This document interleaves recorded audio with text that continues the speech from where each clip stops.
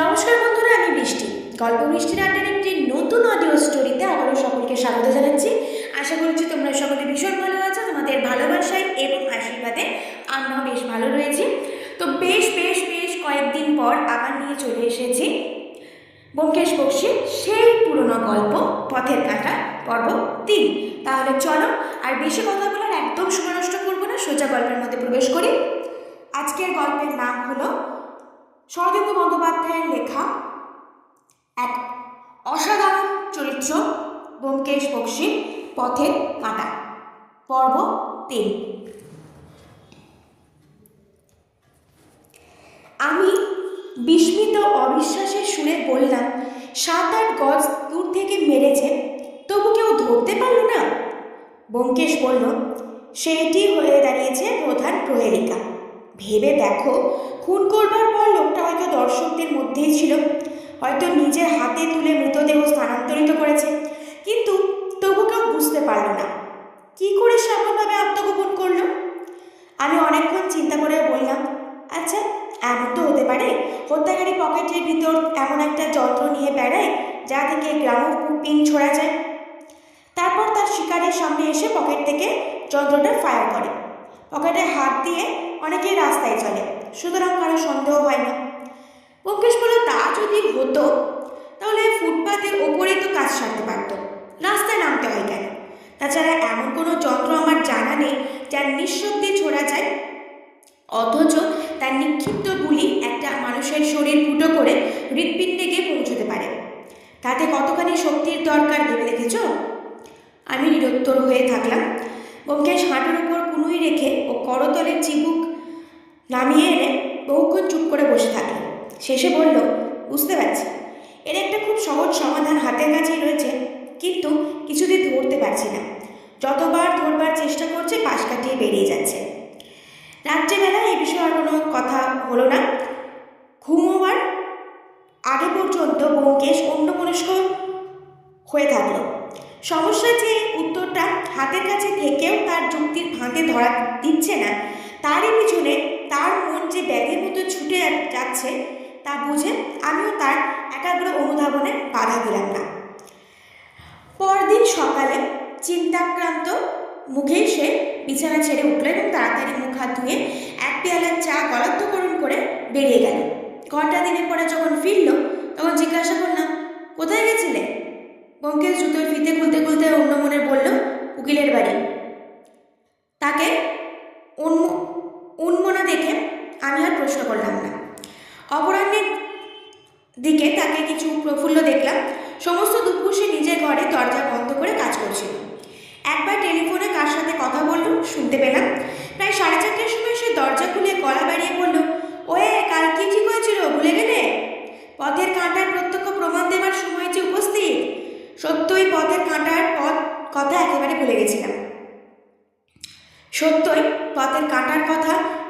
ভুলে গেছিলাম। ব্যোমকেশ হেসে বলল, এসো এসো, তোমার একটু সাজসজ্জা করে দিই, এমনি গেলে তো চলবে না। আমি তার ঘরে প্রবেশ করে বললাম, চলবে না কেন? ব্যোমকেশ একটা কাঠের কাভারযুক্ত আলমারি খুলে তার ভিতর থেকে একটি টিনের বাক্স বের করল। বাক্স থেকে ক্রেপ, কাঁচি, স্প্রিট, গাম ইত্যাদি বেছে নিয়ে ব্রুশ দিয়ে আমার মুখে স্প্রিট গাম লাগাতে লাগাতে বলল, অজিত বন্দ্যোপাধ্যায় যে ব্যোমকেশ বক্সীর বন্ধু, এ খবর অনেক মহাত্মাই জানেন কি না?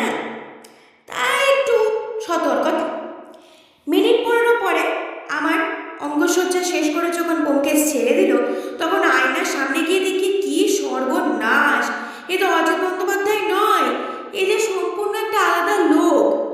ফ্রেঞ্চ কার দাড়ি, ছুচালো গোঁফ, যে অজিত বন্দ্যোপাধ্যায়ের কোশমিন কালেও ছিল না। বয়সও প্রায় 10 বছর বেড়ে গিয়েছে। রং বেশ একটু ময়লা। আমি ভয় পেয়ে বললাম, এই বেশে রাস্তায় বেরোতে হবে যদি পুলিশে ধরে? ব্যোমকেশ সহাস্যে বলল, মা হই, পুলিশের বাবার সাধ্যই তোমাকে চিনতে পারে। বিশ্বাস না হয় নিচের তলায় কোনো ভদ্রলোকের সঙ্গে কথা বলে দেখো, জিজ্ঞাসা করো অজিতবাবু কোথায় থাকেন। আমি আরও ভয় পেয়ে বললাম, না বাবা, তার দরকার নেই, আমি এমনিই যাচ্ছি। বেরিয়ে যাওয়ার সময় ব্যোমকেশ বলল, কি করতে হবে তোমার তো জানা গেছে, শুধু ফেরবার সময় একটু সাবধানে এসো, পিছু নিতে পারে। সে সম্ভাবনাও আছে নাকি? অসম্ভব নেই। আমি বাড়িতেই থাকলাম, যত শিগগিরই পারো ফিরে এসো। পথে বের হয়ে প্রথমটা ভারী অস্বস্তি বোধ হতে লাগলো। ক্রমে যখন দেখলাম আমার ছদ্মবেশ কারো দৃষ্টি আকর্ষণ করছে না, তখন অনেকটা নিশ্চিন্ত হলাম, একটু সাহসও হলো। মোড়ের একটা দোকানে আমি নিয়মিত পান খেতাম।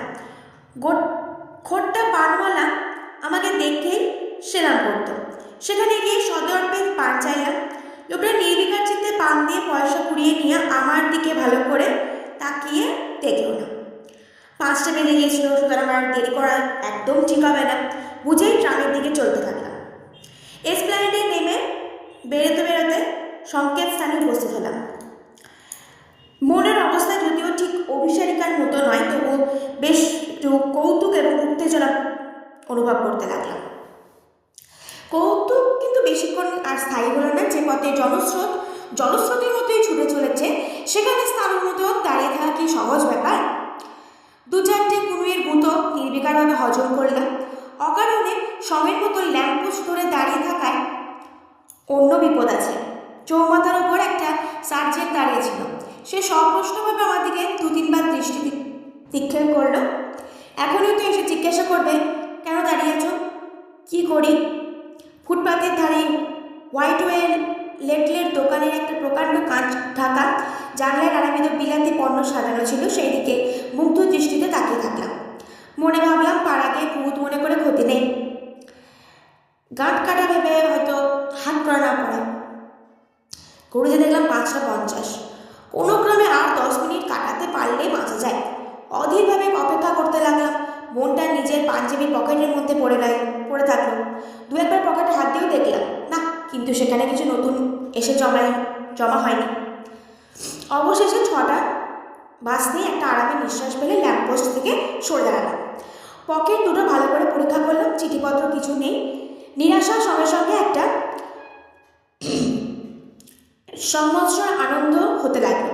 যাক, ব্যোমকেশের অনুমান যে অভ্রান্ত নয়, তার একটা দৃষ্টান্ত পাওয়া গিয়েছে। এইবার তাকে একটু বেশ খোঁচা দেওয়া যাবে। এইরূপ নানা কথা ভাবতে ভাবতে এসপ্ল্যানেডে ট্রামটিপোতে এসে পৌঁছালাম। ছবি দেবেন বাবু? কানের অত্যন্ত কাছে শব্দটা শুনে চমকিয়ে উঠে ফিরে দেখি লুঙ্গি পরায় নিজ শ্রেণীর একজন মুসলমান একখানা খাম আমার হাতে গুজে দিয়ে চলে গেল। বিস্মিতভাবে খুলতে একখানা কুৎসিত ছবি বের হয়ে পড়ল। এরূপ ছবির ব্যবসা কলকাতার রাস্তাঘাটে চলে জানতাম, তাই ঘৃণা করে সেটা ফেরত দিতে গিয়ে দেখি লোকটা আর নাই। সামনে পিছনে চারিদিকে চোখ ফিরিয়ে দেখলাম, ভিড়ের মধ্যে সেই লুঙ্গি পরা লোকটা যে কোথায় মিশে গেল তা হদিশে পাওয়া গেল না।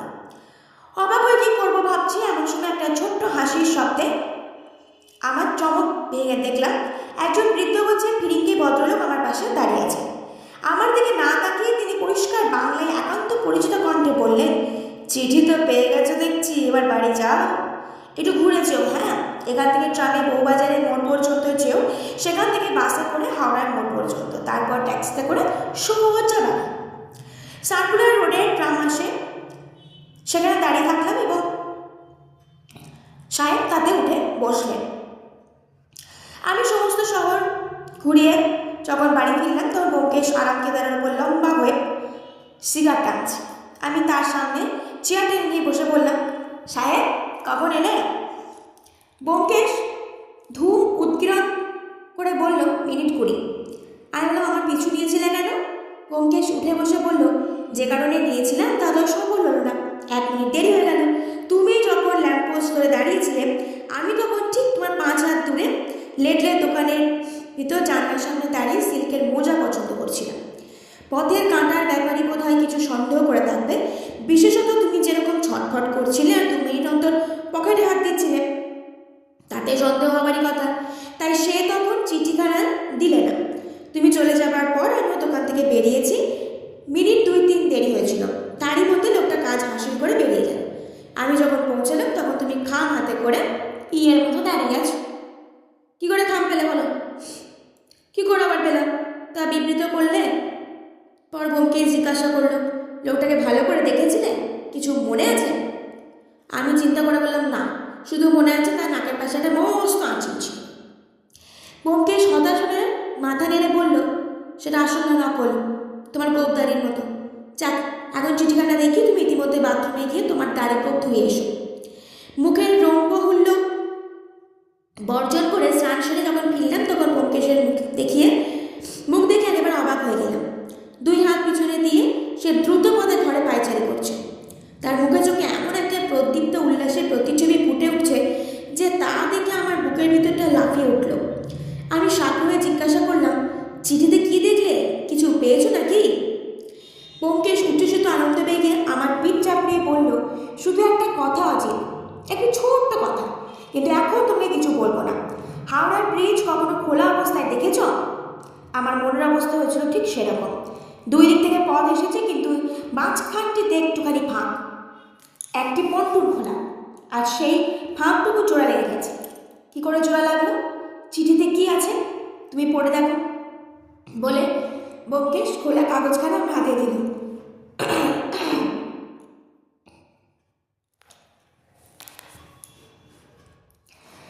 খামের মধ্যে কুৎসিত ছবিটা ছাড়া একখানা কাগজ ছিল, তা দেখছিলাম, কিন্তু পড়বার সুযোগ হয়নি।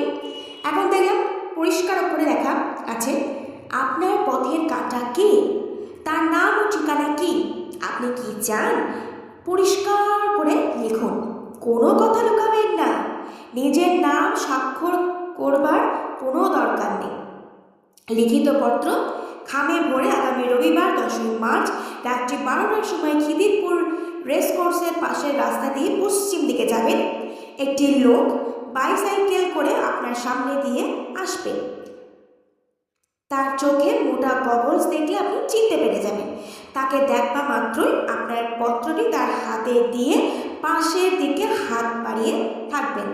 বাইসাইকেল আরোহী আপনার হাত থেকে চিঠিটা নিয়ে যাবে। অতঃপর যথাসময়ে আপনি সংবাদ পাবেন। পদব্রজে একাকী আসবেন, সঙ্গী থাকলে দেখা পাবেন না। 2-3 বার সাবধানে পড়লাম, খুব অসাধারণ বটে এবং যৎপরনাস্তি রোমান্টিক, তাতে সন্দেহ নেই, কিন্তু এতে ব্যোমকেশের অসম্পৃক্ত আনন্দের কোনো হেতু খুঁজে পেলাম না। জিজ্ঞাসা করলাম, কি ব্যাপার বলো দেখি, আমি তো এমন কিছু দেখছি না। কিছু দেখতে পেলে না? অবশ্য তুমি কাল যে অনুমান করেছিলে তা বর্ণে বর্ণে মিলে গেছে, তাতে সন্দেহ নেই।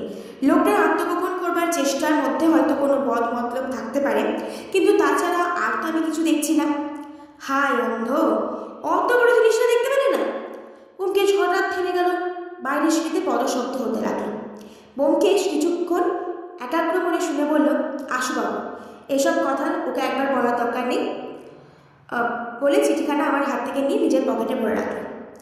আশুবাবু ঘরে প্রবেশ করে তার চেহারা দেখে একেবারে স্তম্ভিত হয়ে গেলাম। একদিনের মধ্যে মানুষের চেহারা যে এতখানি পরিবর্তিত হতে পারে তার কল্পনাও করা কঠিন।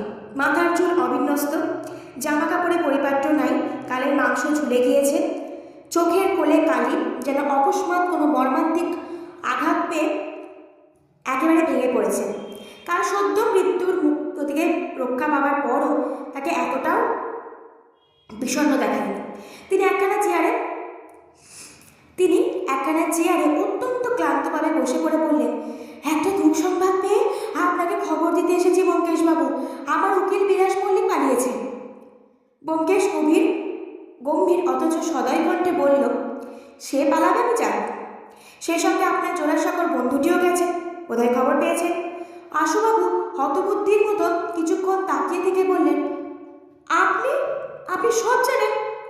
ব্যোমকেশ শান্তস্বরে বলল, সমস্ত। কাল আমি জোড়াসাঁকো গিয়েছিলাম, বিলাস মল্লিককেও দেখেছি। বিলাস মল্লিকের সঙ্গে ওই স্ত্রীলোকটির অনেক দিন থেকেই ভিতরে ভিতরে ষড়যন্ত্র চলছিল, আপনি কিছুই জানতেন না। আপনার উইল তৈরি করবার পরই বিলাস উকিল আপনার উত্তরাধিকারীকে দেখতে যায়। প্রথমটা বোধহয় কৌতূহল বসে গিয়েছিল, তারপর ক্রমে যা হয়ে থাকে। ওরা এতদিন সুযোগের অভাবে কিছু করতে পারছিল না। আশুবাবু, আপনি দুঃখিত হবেন না, আপনার ভালোই হলো। অসৎ স্ত্রীলোক এবং কপট বন্ধু ষড়যন্ত্র থেকে আপনি মুক্তি পেলেন, আর আপনার জীবনের কোনো ভয় নেই। এখন আপনি নির্ভয় রাস্তার মাঝখান দিয়ে হেঁটে যেতে পারেন। তার মানে? ব্যোমকেশ বলল, তার মানে আপনি যা মনে মনে সন্দেহ করেছেন অথচ বিশ্বাস করতে পারছেন না, তাই ঠিক। ওরাই দুজনে আপনাকে হত্যা করবার মতলব করেছিল, তবে নিজের হাতে নয়। এই কলকাতা শহরে একজন লোক আছে যাকে কেউ চেনে না, কেউ চোখে দেখেও নি, অথচ যার নিষ্ঠুর অস্ত্র 5 জন নিরীহ নিরপরাধ লোককে পৃথিবী থেকে নিঃশব্দে সরিয়ে দিল। আপনাকেও সরাতো, শুধু পরমায়ু ছিল বলে আপনি বেঁচে গেছেন। আশুবাবু বহুক্ষণ দু হাতে মুখ ঢেকে বসে থাকলো। শেষে দীর্ঘ নিঃশ্বাস ফেলে ধীরে ধীরে বললেন, বুড়ো বয়সে নিজের পাপের প্রায়শ্চিত্ত করছি, কাউকে দোষ দেবারও নেই। 38 বছর বয়স পর্যন্ত আমি নিষ্কলঙ্ক জীবনযাপন করেছিলাম। তারপর হঠাৎ পদস্খলন হয়ে গেল। একদিন দেওঘরে তপবন দেখতে গেছিলাম।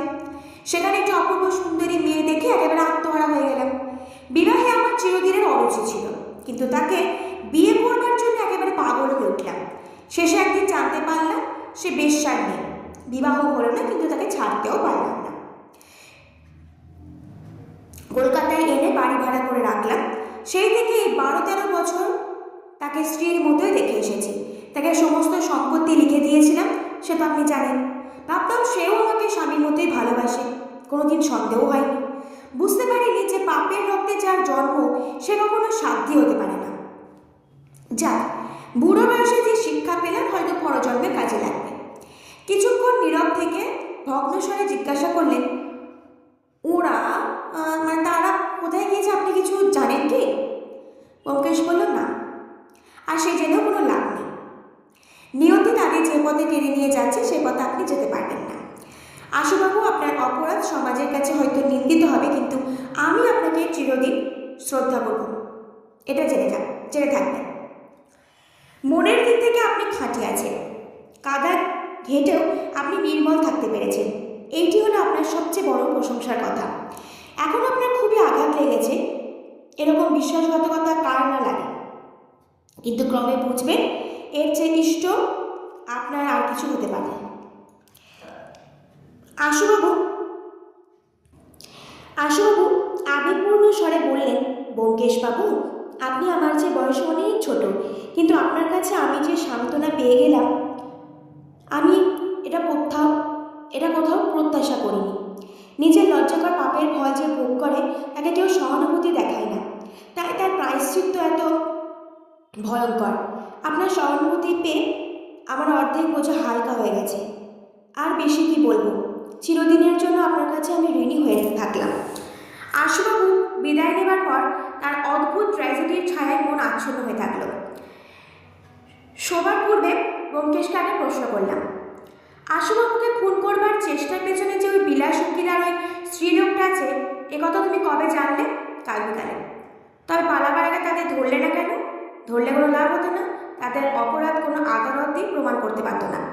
কিন্তু তাদের কাছ থেকে তো আসল হত্যাকারী গ্রামোফোন বিনের আসামির সন্ধান পাওয়া যেতে পারত।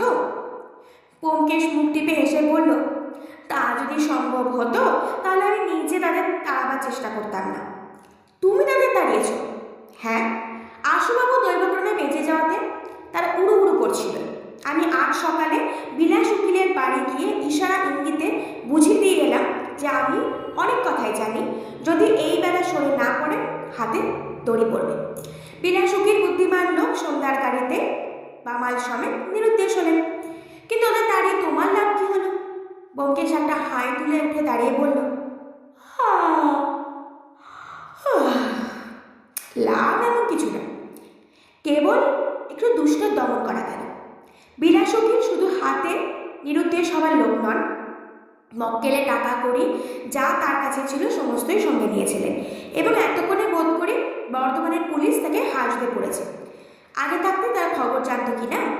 যা হোক, বিলাসচন্দ্রের 2 বছর সাজা কেউ ঠেকাতে পারবে না। যদি ফাঁসি তার উচিত শাস্তি, তবুও তা যখন উপস্থিত দেওয়া যাচ্ছে না, তখন 2 বছরই বা মন্দ কি? পরদিন সকালবেলায় একজন অপরিচিত আগন্তুক দেখা করতে আসলো। সবে মাত্র চায়ের বাটি নামিয়ে রেখে খবরের কাগজখানা খুলবার জোগাড় করছি, এমন সময় দরজায় কড়া নেমে উঠল। ব্যোমকেশ তাকিয়ে বলল, কে? ভেতরে আসুন। একটি ভদ্র বেশধারী সুশ্রী যুবক প্রবেশ করল। দাড়ি কোট কামানো, একহারা ছিপছিপে গরম, বয়স 30-এর মধ্যেই।